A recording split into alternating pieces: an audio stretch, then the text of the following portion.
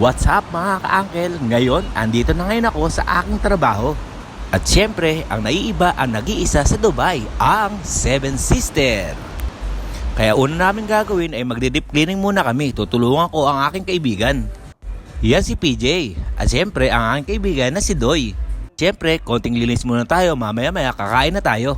Kain na naman ang nasa isip ko. At eto na ang pagkain namin, baseball, beef stick, at syempre, hindi mawawala ang rice. Kalasa! Bilang ko muna. Unang kagat, kalasa! Ayos!